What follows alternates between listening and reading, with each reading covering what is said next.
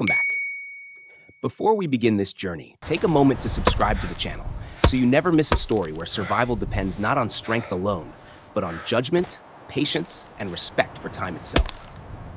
At first glance, the valley appears calm, almost generous.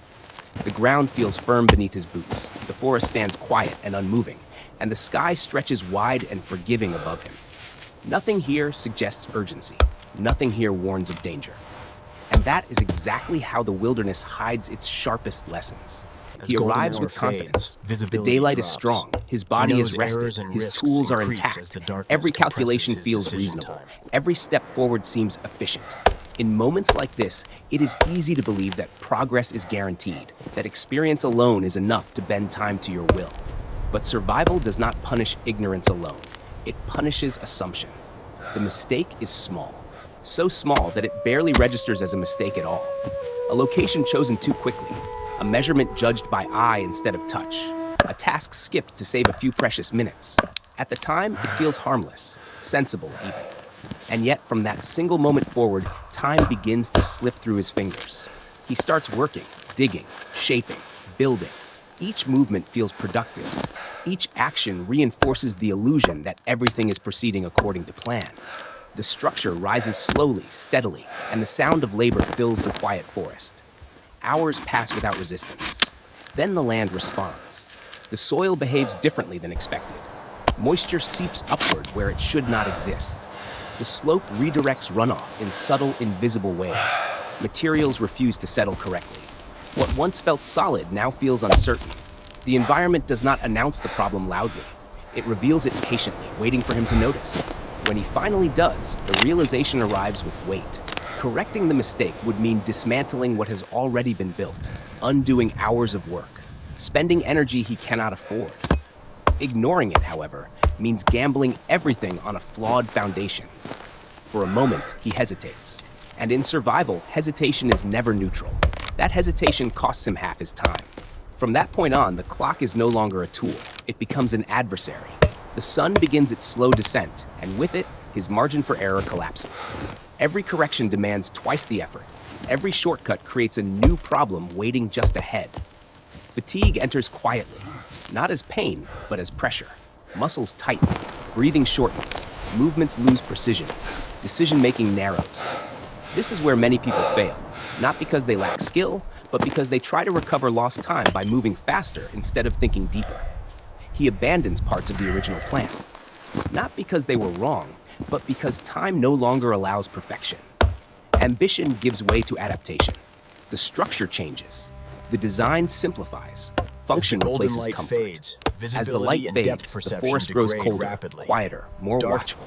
Shadows stretch between the trees, and the air carries the warning of night. The mistake has reshaped everything. What remains now is not the shelter he envisioned, but the shelter he can still afford to finish. By the final phase, survival is no longer about building something ideal. It is about building something sufficient, something that blocks the wind, something that preserves heat, something that buys another sunrise. When the final moments arrive, his body is exhausted, his clothing is damp, his hands tremble slightly from exertion and cold. But the structure stands, incomplete, imperfect, yet alive. The lesson is carved deeply into this place. One small mistake did not destroy him. It did something far more dangerous. It stole his time. And in the wilderness, time is not measured in hours. It is measured in breath, warmth, and the fragile distance between safety and collapse. Thank you for walking this path with us. If this journey reminded you how thin the line truly is between preparation and consequence, stay with us, because the wild always has another lesson waiting.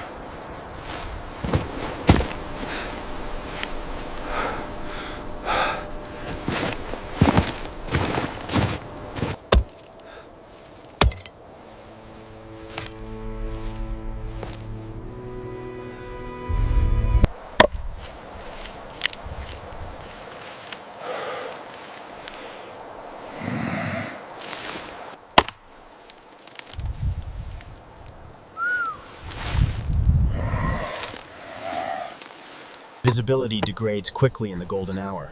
He must reorder his priorities as darkness compresses decision time, increasing the risks.